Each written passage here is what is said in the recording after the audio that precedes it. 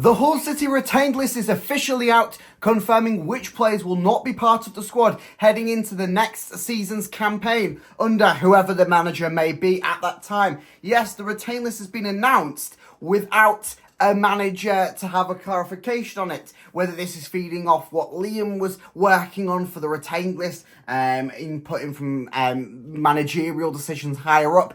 Who really knows, but we'll go through the players that will be departing the club, including a bit of an upsetting one, but it had to be done really. And then we'll also work through the under-21s and under-18s and talk through some of the developments and changes that have happened there.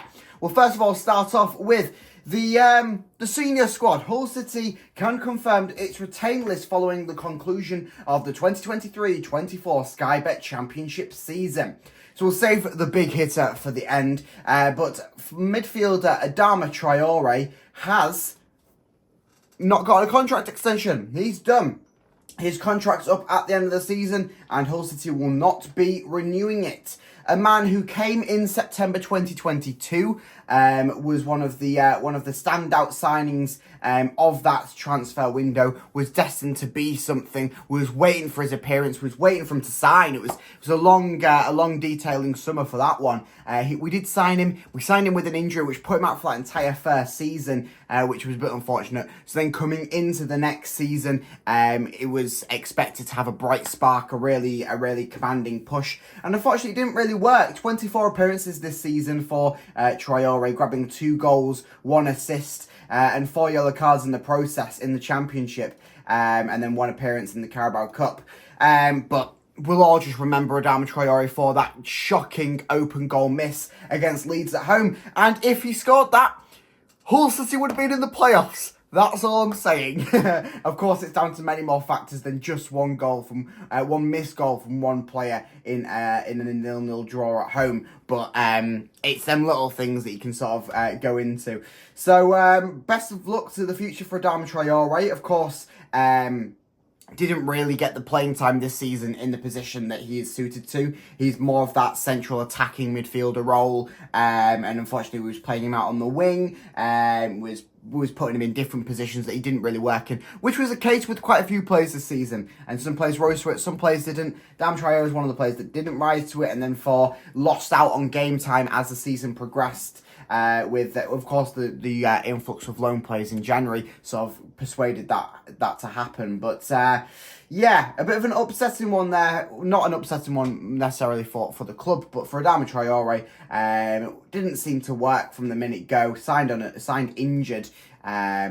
So unfortunate that one, we'll say. But best of luck for Adama Traore in the future.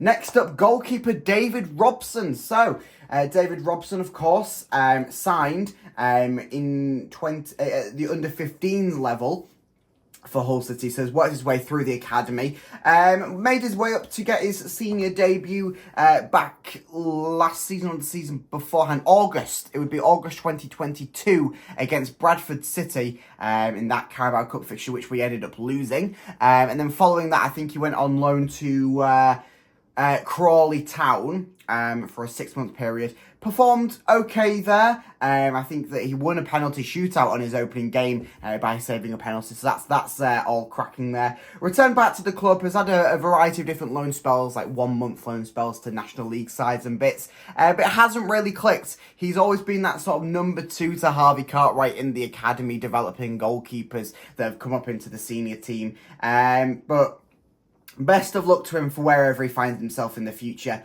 Of course, just needs that game time, needs a bit of confidence in him. Doesn't need to be the 3rd or 4th choice keeper at a championship team at his age, where he's just not going to get any game time. So wishing David Robson all the best in the future. So, next up, Cyrus Christie. Now, it's an interesting one with Cyrus Christie. Of course, another situation where his contract will not be renewed after activating the extra 12-month deal last summer, I believe.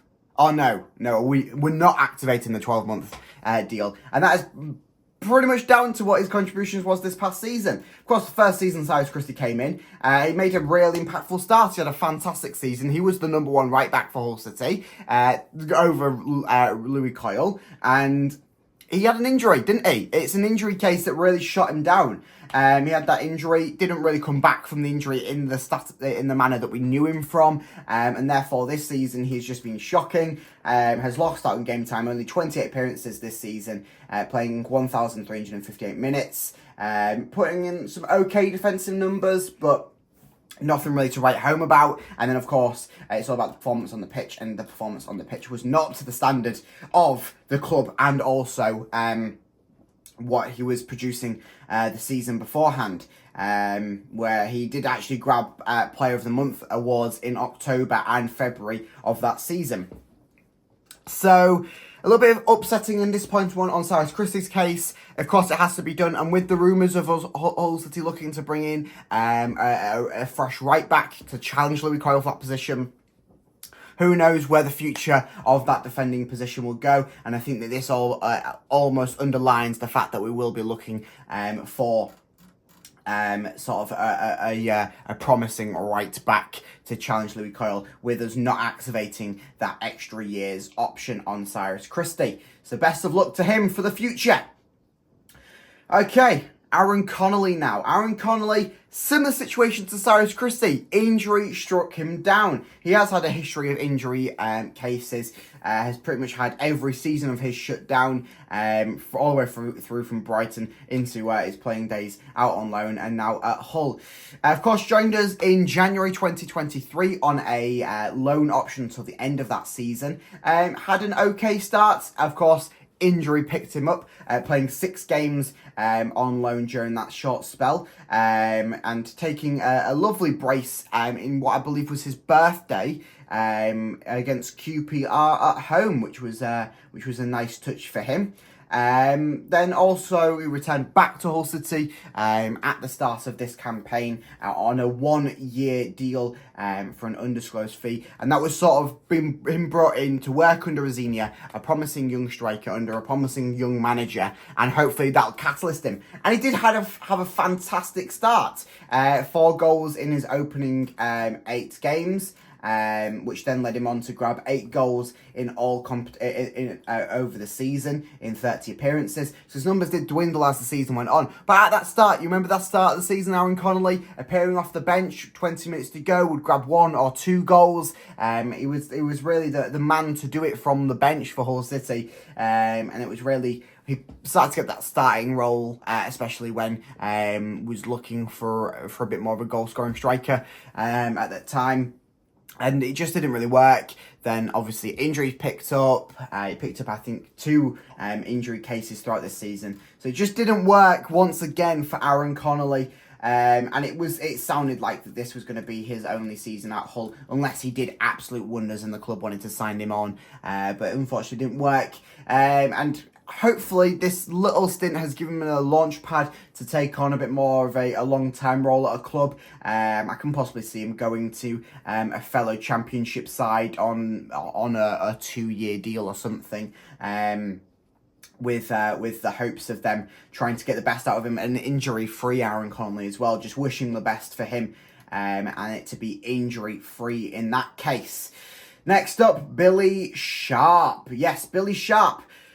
Another 1-year or 6-month deal, should we say, was the first signing brought in January on a free transfer after leaving LA Galaxy. Made 11 appearances for the side in the Championship and, of course, 2 appearances in the FA Cup this season. Was shocking, to say the least. He's a 38-year-old man, of course, was brought in for his goal-striking ability and also his work behind the scenes. It sounds like he was more beneficial behind the scenes, especially on the young strikers and within that locker room. But he produced absolutely nothing on the pitch. There is nothing that you can really say about Billy Sharp's performance on the pitch. He started 1 game, made 17% of the minutes of the games that he played, and really it's a bit of an underwhelming 6 months for Billy Sharp. Nothing overly large to say anything about. Of course, It sounds like that might be the end of his playing career, or he might go out. I can see him joining maybe like a Wrexham or a team like that, somewhere that he can get that sort of that last hurrah, even if he wants to return to Sheffield United, with them being back in the Championship, and he'll go there on a 1-year deal as a final hurrah to his club, Sheffield United. Who knows? It seems like this will be the end for Billy Sharp. He's 38 years old. He's won the Championship twice. He's the record scorer in the Championship of all time. So hopefully that isn't the last we'll see of Billy Sharp with the disappointing 6 months at Hull City. But yeah, doesn't seem very likely that he will be grabbing his goal scoring boots in a quick hurry. Final man to talk of before we go into the disappointing news of one of our departers, and that is Vaughan Coville. Vaughan Coville was brought in to the academy setup originally back in 2022 after having a trial, and it seemed all things go for him under Shotter. Shotter really liked him, brought him straight into that first team, and he went on pre-season tour with the first team, going through all the motions to try and get himself a spot into that starting 11, and he did so. He did quite well sort of in that early stretches off the 2022-23 season under Shotter Arvelazed, and of course he was one of the first players to be struck down with injury that season, which was a big hitting injury season, especially under the Shotter reign.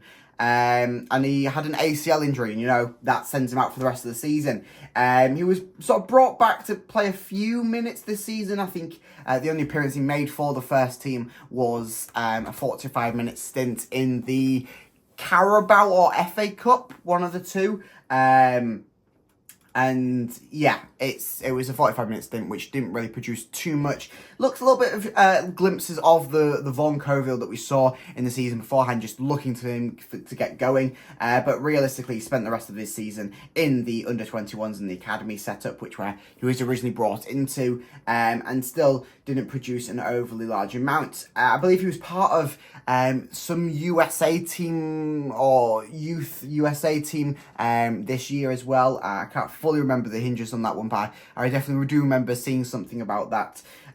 But it's another one of them. Injury got the best of him, and it didn't really work for Vaughan Coville, so he has been released from the club. Let's quickly crack through the under-21s and under-18s movements before we go through. So the final one being Greg Docherty. So, following players are under contract for the next season: Owen Foster, Tyrell Sellers-Fleming, Henry Sandat, Will Jarvis and Alfie Taylor. Alfie Taylor will continue his loan spell in Ireland with St Patrick's Athletic until the end of the 2024 Irish Premiership season. Bora has returned to his parent club of Fenerbahce following the conclusion of his season-long loan deal. The winger featured 23 times, scoring 5 goals and registering 6 assists for Connor Sellers' sides. The following players have been offered new contracts: that Kyle Flanning, Nathan Tisdale, Jack Leckie and Sincere Hall. The following players have their 1-year options activated, that being Harry Wood, Jake Leake, Tom Nixon and Jevon Mills. Jevon Mills will continue his loan spell in Ireland at Bohemians until the end of the 2024 Irish Premiership season, and he seems to be doing quite well over there, grabbing a lot of clean sheets. The following players will be released following the contract expiration later this month: Jake Brown, AJ Weston, Reggie Pallett, Joseph Johnson and Oliver Green, not Olivia, Oliver. So that's all the movements in the under-21s. In the under-18s, got a little bit of more of movement. The following second-year scholars will be moving up to the under-21s after receiving/signing professional contracts. That's Rocco Coyle, of course, Louis Coyle's brother, Callum Yam, George Wilson, Jahid Chibanga, I fully butchered that, I'm very sorry, and Paul Eagledon. Following second-year scholars will be leaving the club at the end of the year, and that being Anthony Onaher, Sam Jackson, Ralph Nkomba, Mason Johnson, Archie Cooper, Ronnie Kelly, and Harry Spence. The following second-year scholar has been offered a third-year scholarship, that being Cameron Gray, The second-year scholar Sam Opoku has seen his scholarship extended until his 19th birthday, which is on the 21st of September 2024, and that being due to his injury. The following first-year scholars will be moving into their second year of scholarship, that being Archie Howard, Stan Ashby, oh, the love of my life, Stan Ashby. It's Ian Ashby. Joe Beatty, Ed Devine, Harry Revel, Lucas Dawson, Alfie Perry, Aidan Durkin, and Stan Hewitt. And of course, Stan Ashby did sign a 3-year professional contract in December of 2023. Final finishing message there from Hull City. We'd like to thank all of the departing players for their efforts during their time with the club and wish them all the best for the future. Before I wish all of them all the best, let's go over the one man, Greg Docherty. So Greg Docherty did put out a statement over on his Twitter, and then we'll crack through some of his stats and what he has done for the club. But let me read you this. After 4 seasons as a Tiger, the time has come for me to move on to the next chapter of my career. It's hard to put into words how strong of a connection I have built with this club and the people connected to it during my time here. I came to Hull looking for a new home and a fresh start in my career, and I'm now leaving with a son born in the city, along with genuine lifelong friendships. Winning the league title back in 2021 is without a doubt my proudest achievement in football, and being able to do it with such amazing teammates, brilliant staff members, and together creating lifelong memories is something I'll always be grateful for. Sometimes football can't always go as planned, and while the past season has without a doubt been very difficult for a number of reasons, I've still managed to take a lot from it, and those experiences have made me even hungrier to progress my own career in the game. I want to especially thank every supporter who's shown me nothing but love from the second I arrived. I hope it was clear for you all to see that I loved representing you and your club. I was always proud to wear the city stripe, and I can leave with my head held high, knowing that every time I had the opportunity to do so, I gave it my absolute all. I wish all of my teammates, staff, and everyone at the club the best and all of the luck in the future. Thanks for the memories, Doc. So that's what he had to say over on Twitter. Hull City then put out a little graphic thanking him, especially, of course, being one of the key men in that League One champion season. He made 142 appearances for the side, grabbing 7 goals, and of course, 1 goal of the season award, and then 1 League One title in the process. So thank you for the 4 years, 4 seasons it's been, Greg Docherty. An absolute credit to the club. You could clearly see every time that he went out there, he went out with his all, whether it was smashing in goals against Blackpool or it was hustling out 0-0 draws at home. It was fantastic to see so much passion and so much aggression that he put into the squad. And really, he will be missed at the club. But it's one of them things. The club has to move on. It seems that the past season really reflected it. Greg Docherty didn't get an overly large amount of game time, and looking forward, he probably really wants that game time. He definitely will want sort of a more starting position role at a club, and unfortunately, Hull City can't offer that at the time with what the situation is at the club. So fingers crossed that Greg Docherty can certainly sign with a new club very, very soon and really make some huge waves over there. But Greg Docherty, he'll always have a place in Hull, and he will always have a place with the club. So that's it. I mean, I'm going to add one final note, and I'm not sure if there's 100% truthness in this, but some sort of rumours and little comments have been circulating online saying that apparently the players weren't aware of their retain list spots until they actually got released. I don't know the full extent of that. I don't know if that is 100% true or if it wasn't until the day of or so. But of course, with everything being so higgledy-piggledy at the club at the moment with no manager, I can understand why that would have happened. The club just wanting to get the retain list out so they didn't see off the deadline and weren't able to release the retain list and everything. And get fined. I'm not 100% sure on the extent of it all, but yeah, a little bit upsetting if that is the case, of course, for Greg Docherty's sake. A man who's been a servant for the club for 4 seasons has put in performance after performance after performance, and helped us win the League One title, the first title in 55 years for the club.